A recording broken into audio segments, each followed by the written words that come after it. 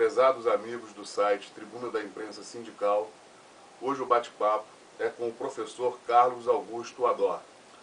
Professor, ele dá aula na pós-graduação da UF, da Universidade Federal Fluminense, no setor de pós-graduação. É especialista, um dos especialistas aqui no Rio de Janeiro, na questão anarquista, né? Na causa anarquista, na ideologia anarquista, e também é especialista na questão da cidade do Rio de Janeiro, do urbanismo aqui na cidade do Rio de Janeiro. Professor, obrigado pela tua presença. É muito interessante poder conversar com alguém que entende a fundo não só a questão do anarquismo, mas a questão sindical. O senhor é um dos que está envolvido no livro e no filme do companheiro Carlos Prosato, cineasta Carlos Prosato, 1917, a greve geral. E faz 100 anos agora, que foi um dos grandes levantes, né? Há um século atrás, que foi o início praticamente, já tinham ocorrido antes algumas manifestações, mas essa realmente marcou. Fala um pouquinho como é que foi o convite para participar do filme, professor, e como é que era realmente o movimento sindical, esse momento tão importante que foi o início do movimento sindical no Brasil. Obrigado pela presença e pela participação na tribuna. Obrigado. Eu agradeço também a você, Daniel, pela oportunidade, né, desse bate-papo, conversar sobre questões sociais, né, da história do Brasil e da atualidade brasileira também, não é? O convite, na verdade, me foi feito através de um companheiro, historiador também, ele mais até militante do anarquismo do que é o professor Alexandre Sames, né?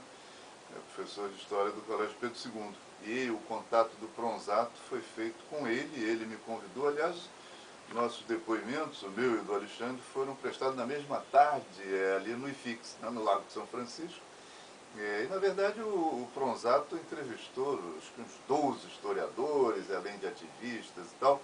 E eu acho que o resultado do filme foi muito bom, um documentário de cerca de 1h30, não é? Excelente. Vimos juntos lá no Museu da República, comentamos e na tal. sala, como é o nome do cineasta da sala, até me deu branco, Silvio Tendler. Silvio Tendler, que é um grande cineasta, um Lançou grande um filme documentarista. muito bom também, Né? recente. Os filmes do Tendler são excelentes, né? Lá no JK, Django e tal, né? Tudo.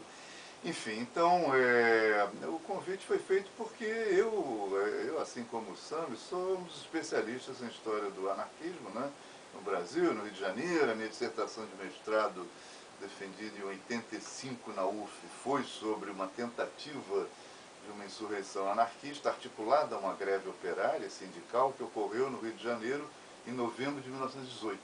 Então, na mesma conjuntura, o mesmo contexto da greve geral de São Paulo de 1917. É a mesma conjuntura. 17, 18, 19, 20, não é? É verdade que queriam invadir o Palácio do Catete nessa época? Sim, a tentativa era essa. Inclusive, acho que eu citei lá Tá no no Museu livro, da República. tá no filme, Está no filme, está no livro. Tem uma crônica de um jornalzinho cujo redator único era o Astrogildo Pereira, ainda anarquista, em 1918. O jornal chamava-se Crônica Subversiva. Em junho, ele publica um artigo dizendo exatamente isso. Se os Lenin e os bolcheviques conseguiram tomar o Palácio de Inverno em São Petersburgo, né, depois Petrogrado, e hoje enfim, São Petersburgo, por que nós não conseguiríamos tomar o Palácio do Catete? Então é uma crônica muito radical com essa proposta. Vamos subir... no calor dos acontecimentos de 1917. Junho de 1918, isso é muito recente, a Revolução Russa, centenário agora, 17, menos de um ano, né? Exatamente, no calor dos acontecimentos. E o Astrogildo dizia, vamos subir as escadas do Catete, é muito radical, e jogar janela abaixo o patife que lá está a presidir. Epitácio? Não, era Venceslau Braz, Braz, no final de mandato. Muito radical, não é? É claro que a insurreição depois ela foi delatada, reprimida, fracassou e tal, mas, Daniel Mazola, o importante não é ver cada uma dessas greves, a meu ver, isoladamente, claro, mas a conjuntura, o contexto. Luta de classes. Luta de classe. Tem greve geral em São Paulo, greve generalizada. Em 17 tem uma greve generalizada, julho 17 no Rio de Janeiro, menos conhecida, menos estudada, mas todas essas greves estão, no primeiro momento, determinadas ou influenciadas por uma conjuntura de recessão, desemprego e carestia.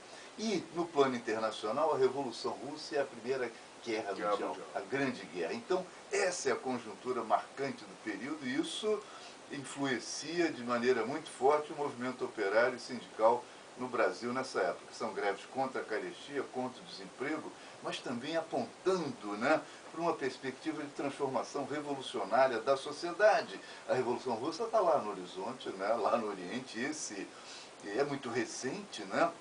Ela está em andamento, na verdade a Rússia está vendo a guerra civil até 2021, claro, não é? Uma disputa Então, interna, uma guerra. quando o Astrogildo diz isso, o Astrogildo foi durante mais de uma década militante anarquista, mas ele, fascinado com a vitória da Revolução Russa e a Se tornou um ícone do comunismo brasileiro. tornou um ícone, vai se tornar um feroz anti-anarquista.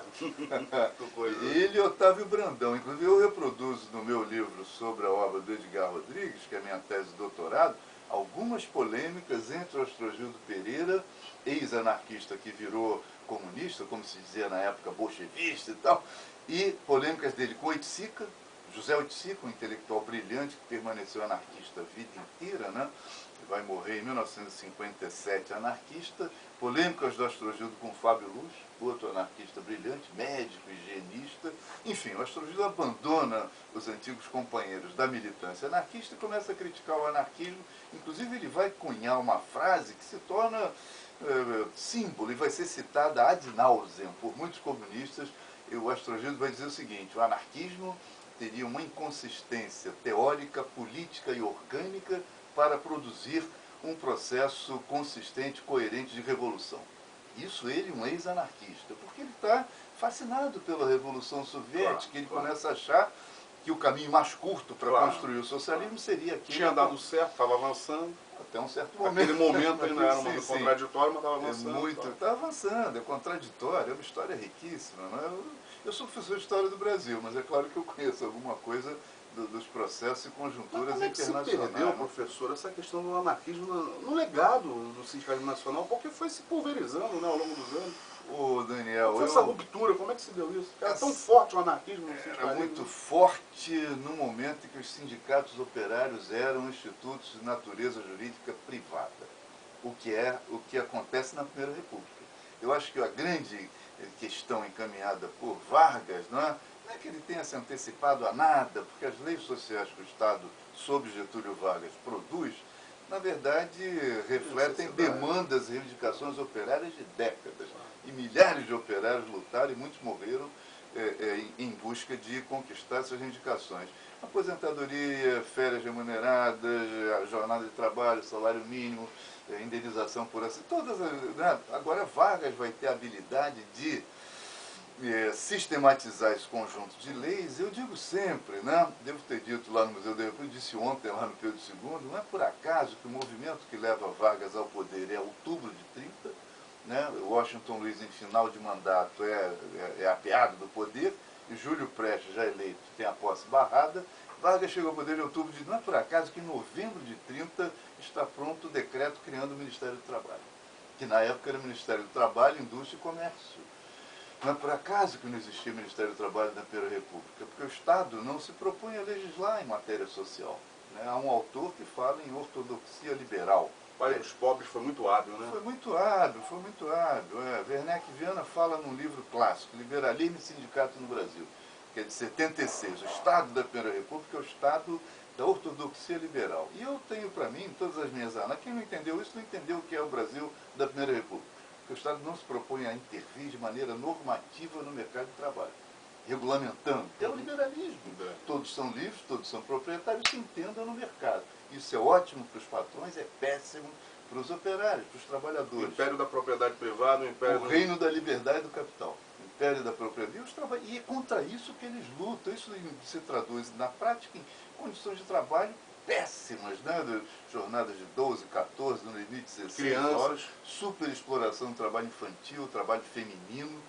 As mulheres já representam um temível concorrente no mercado de trabalho. Os homens sindicalistas diziam isso, porque elas, premidas pelas circunstâncias, aceitam exercer as mesmas atividades dos homens ganhando salários menores.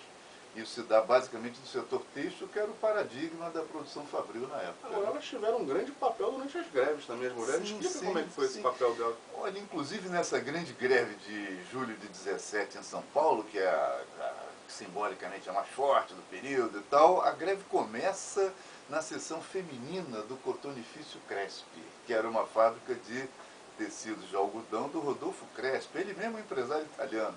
400 mulheres entram em greve. E aí a fábrica toda entra em greve, aí o CRESP, numa postura de intransigência patronal, se recusa a atender qualquer reivindicação e fecha a fábrica, é um lockout. E aí a greve ganha as ruas, e aí o conflito com as polícias, era o que acontecia tradicionalmente, né?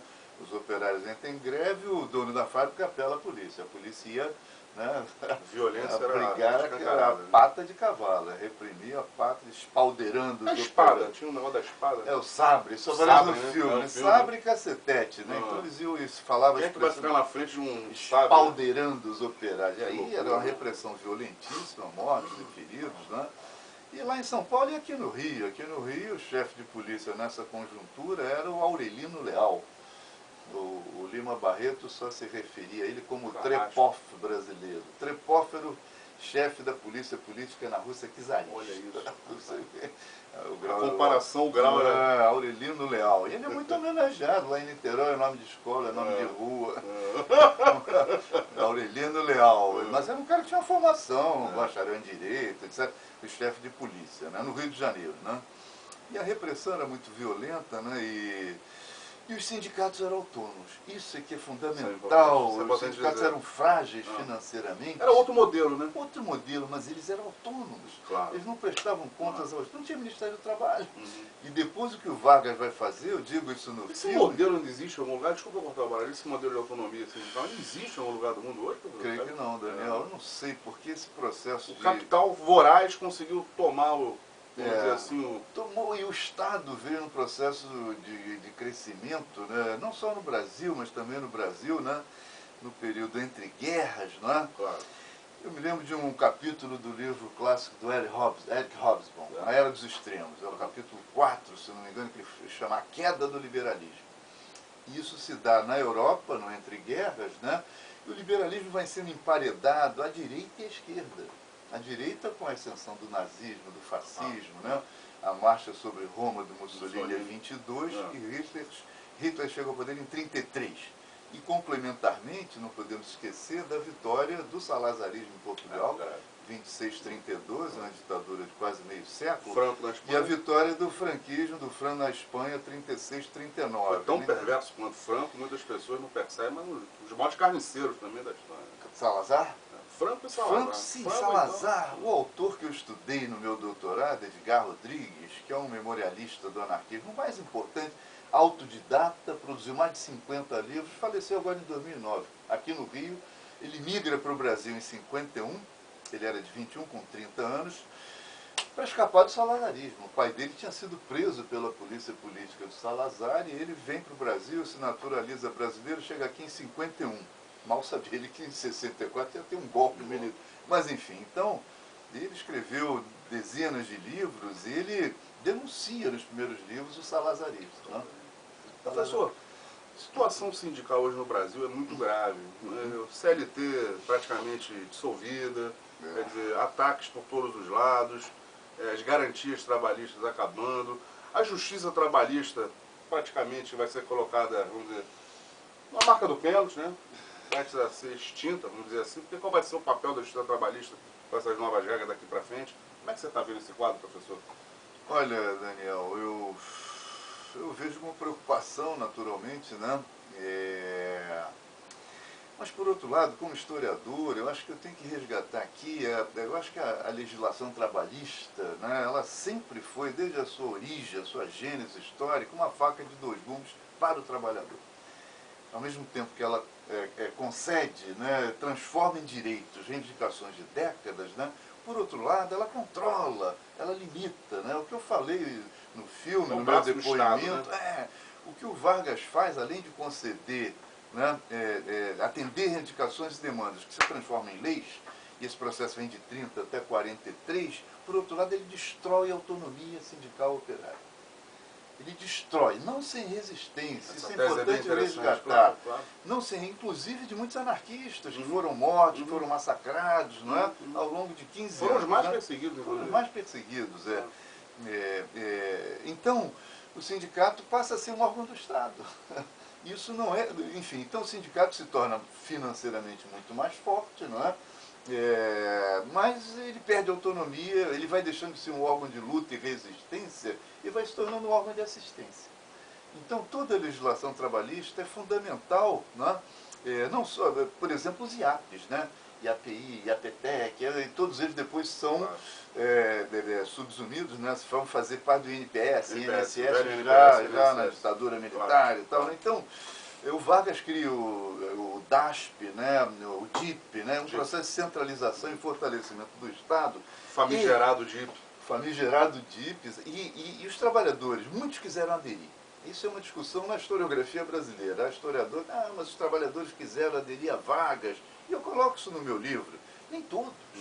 Os que não quiseram foram massacrados. Anarquistas, comunistas também, não é? Claro. É importante lembrar que em abril de 1935 é promulgada uma lei de segurança nacional duríssima. Para alguns historiadores, esse mesmo que eu citei. Depois da tentativa da chamada... Antes da intentona, a chamada intentona em novembro de 35, em abril de 35. Agora, em março, Daniel, de 35, tinha sido fundada a ANL. Aliança Nacional Libertadora, que era uma frente antifascista, em parte uma resposta ao integralismo, que a Ação Integralista Brasileira tinha sido fundada em 32. Correto. É interessante lembrar que a vida legal da AIB dura 6 anos, de 32 a 38. Que é integralista, que é semelhante ao fascismo. A inspiração Plínio Salgado, Gustavo Barroso, Miguel Reale, a inspiração é os Galinhas Verdes, a batalha na Praça da Sé em 34. E os antifascistas fundam a ANL em março. Mas a vida legal da ANL é 3 meses, porque Vargas em julho decreta o fechamento da ANL. O Prestes era o presidente de honra e do exílio, já da clandestinidade, ele lança a palavra de honra, todo o poder à ANL. Muito inspirado no Lênin, todo o poder o soviético. E o Vargas usa esse como pretexto e fecha a ANL em julho. Aí os comunistas vão acabar optando pelo levante, a insurreição de novembro de 35, que na análise de um outro historiador e cientista político, Paulo Sérgio Pinheiro, num livro brilhante, né? Ele chamou de estratégias da ilusão. A ilusão de tentar repetir no Brasil, 17 anos depois, a Revolução Soviética. 18 anos depois, e os anarquistas já tinham tentado um ano depois. Mas era uma meta dos comitês, era uma meta da União Soviética espalhar a revolução pelo mundo. Sim, mas os militantes não fizeram uma análise adequada das especificidades brasileiras. A estratégia não foi um fiasco. Foi um fiasco. E foi abrir um pretexto para uma escalada repressiva violentíssima. Primeiro a sofrer foi o Prestes, inclusive. A esposa dele foi mandada por isso, né? E aí tem muitos relatos e análises, né? Memórias do Cárcere, o Graciliano Ramos é preso em 36. Isso é interessante lembrar. A escalada repressiva vem de abril de 35 até novembro de 37. E aí o golpe do Estado Novo é mais o coronel. O sindicalismo nacional nasce no bojo desse, vamos dizer assim, desse conluio, vamos dizer, esse acerto de... Como é que a gente vai chamar isso, professor? É um processo de cooptação. Né? Mas, e como eu digo, Daniel, reprimindo duramente os que se recusam a aderir a esse projeto varguista. Né? Agora a maioria adere. A maioria adere, porque... Comodismo, os direitos chegaram. Os trabalhadores não tinham família, não tinham aposentadoria. O cara trabalhava 50 anos e era mandado para o ponto.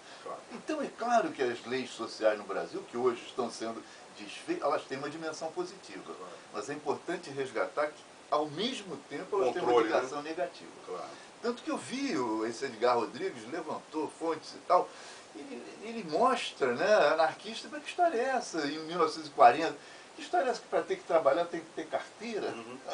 A carteira do trabalho, que hoje é um símbolo visto muito positivamente, no início não. Não era vista nesse... É o símbolo maior da intervenção do Estado na vida operária e sindical. Que antes era livre.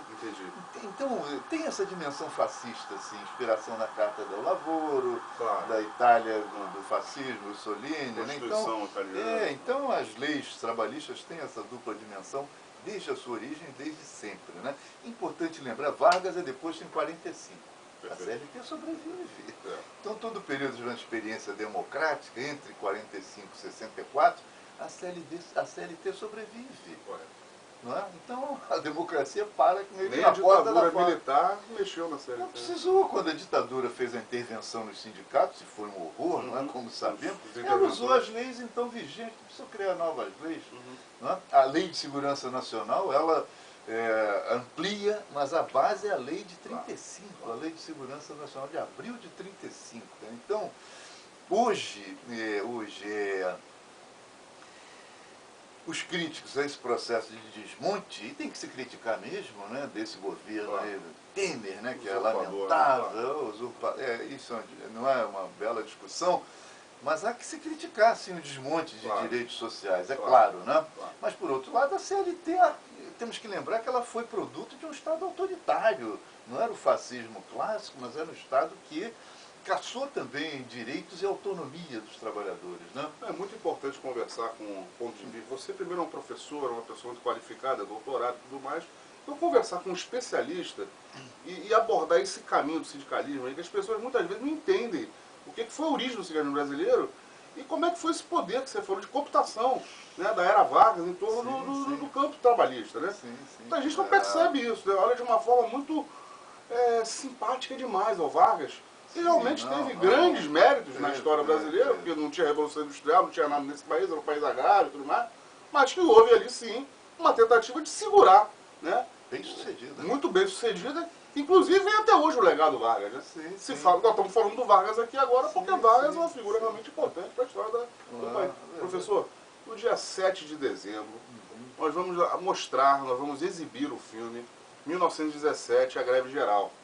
E estou convidando aqui os nossos leitores, os nossos espectadores, para estar presente na OAB, às 17 horas, dia 7 de dezembro, porque nós vamos ter o privilégio de contar com a tua palestra, que vai ser de suma importância, para a gente poder esmiuçar melhor a questão do sindicalismo nacional.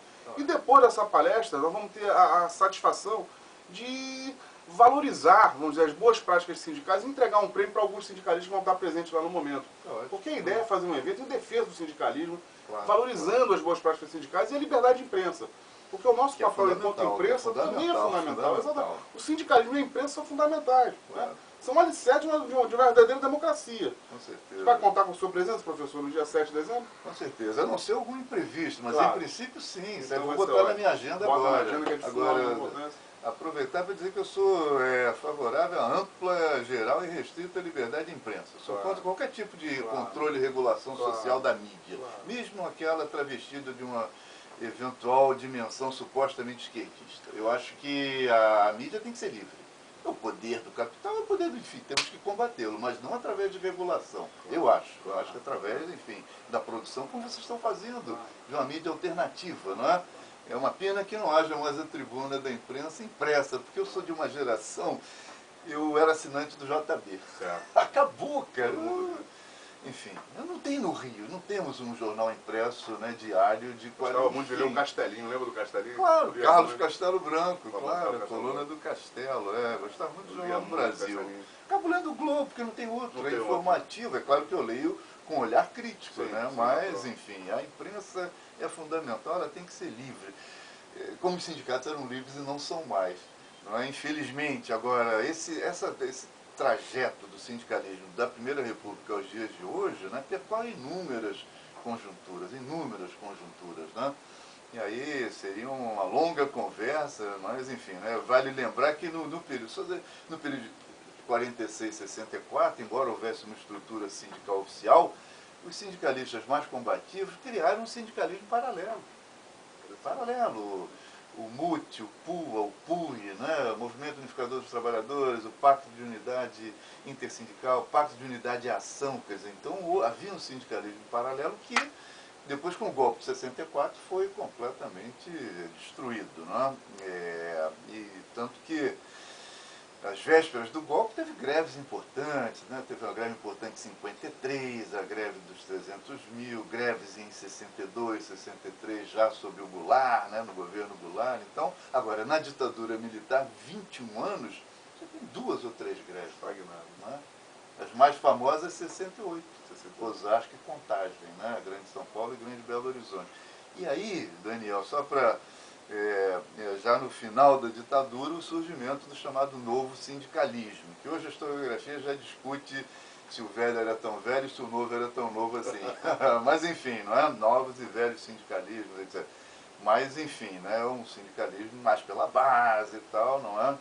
Que já no final da ditadura, na abertura com Geisel e Figueiredo, né? E hoje, né? Hoje é um quadro complexo, né? Porque isso a gente vai poder conversar melhor, mas eu acho que o sindicalismo em função de todo esse processo histórico de cooptação e tal, foi se tornando um sindicalismo muito pragmático, muito de resultados, muito imediatista, não é? Se perdeu, eu não sei se completamente, mas aquele sindicalismo que via no horizonte a transformação da sociedade, a superação do capitalismo, a construção do socialismo. Do novo, né? Do novo, por várias vias. Ele foi se perdendo, né? Infelizmente, né? Professor, nós vamos explorá-lo em outras ocasiões, porque realmente esse bate-papo está sensacional. É um assunto longo, a gente pode desdobrar isso de várias formas. Essa pauta é muito importante para o nosso trabalho editorial. Nós focamos muito na questão sindical. Eu agradeço demais a tua presença. Eu agradeço a vocês. Mas nós vamos explorar mais um pouquinho. Fica o recado final para o nosso leitor, fica à vontade. Olha, então, o recado seria esse evento do dia 7 de dezembro, não é?